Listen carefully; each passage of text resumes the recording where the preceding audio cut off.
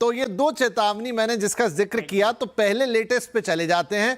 अब तो प्रधानमंत्री ने भी कहा कि एंटीबायोटिक जो है वो स्वास्थ्य के लिए खतरनाक है, और जब प्रधानमंत्री कह रहे हैं तो जाहिर सी बात है कि उनको काफ़ी सारे इनपुट मिले होंगे। वो आईसीएमआर की एक रिसर्च की ताज़ा स्टडी का जिक्र भी कर रहे हैं और चिंता व्यक्त कर रहे हैं। और ये कोई छुपी हुई बात भी नहीं है वैसे कि हमारे देश में एंटीबायोटिक मतलब बस आप मनगढ़ंत कहीं से भी खा लीजिए, और आजकल तो गूगल एआई ये सब इतना आसान हो गया है कि आदमी वहां टाइप करता है, गोली का नाम आता है, जाके केमिस्ट से मांगता है और ओवर द काउंटर वो दे भी देता है। सर ये कितना खतरनाक है?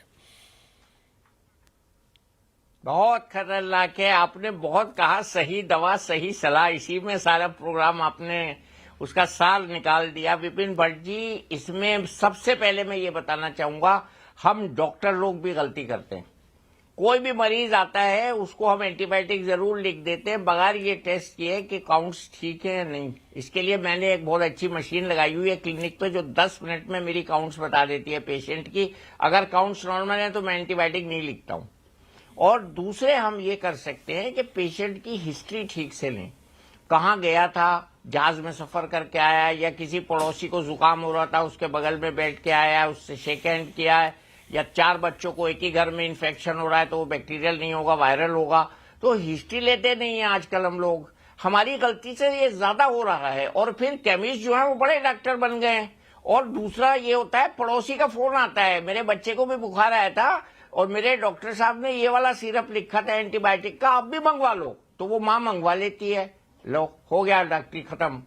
तो ये जो हमारे समाज में ट्रेंड है, ये भारत के लिए एक बड़ा मुद्दा बन गया, इसलिए प्रधानमंत्री जी को इंटरवीन करना पड़ा।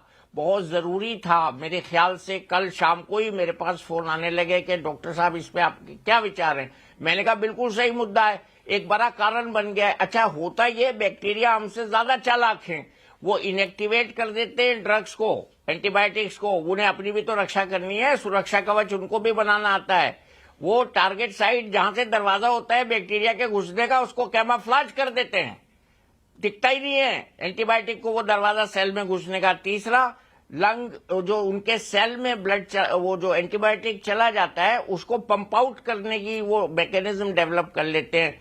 और चौथा जो है वो ये करते हैं, एंजाइम्स के थ्रू ड्रग्स को इनएक्टिवेट कर देते हैं, बर्बाद कर देते हैं, उसकी धज्जियां उड़ा देते हैं। Bacterias are smarter than the human being and doctors. मैं बार बार कहता हूं, bacteria are smarter than human beings and doctors.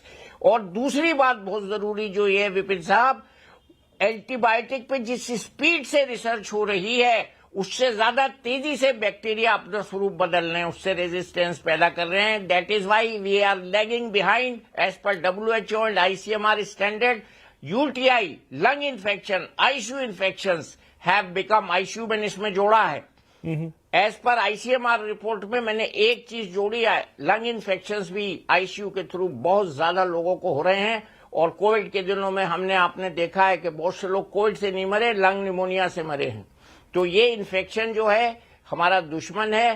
Sir पे टोपी लगा के सर को कवर करना है, साड़ी पहनना है तो ऊपर स्वेटर पहनना है, ऐसे बहुत से काम लेडीज को भी करने हैं जो शादियों में आजकल मैं देख रहा हूं नहीं कर रही हैं। और हमें सुरक्षा करनी है, आइसक्रीम से बचाना है बच्चों को। खैर वो तो आप अभी बाद में पूछेंगे क्या क्या रोकथाम करनी है, लेकिन एंटीबायोटिक एक बड़ी समस्या है। और महंगे एंटीबायोटिक की जो शिकायत करते हैं लोग, हमें ICU में 50,000 का बिल आ गया, वो इसीलिए आ रहा है ना, जो मेरोपेनिम और इमेपेनिम जो रिकमेंडेड मैं नाम ले रहा हूं, वो एंटीबायोटिक काम कर रहे हैं। MRSA resistant bacteria, even TB bacteria have become resistant. UTI, fungus, E. coli का नाम बहुत बदनाम है, वो रेजिस्टेंट हो चुका है।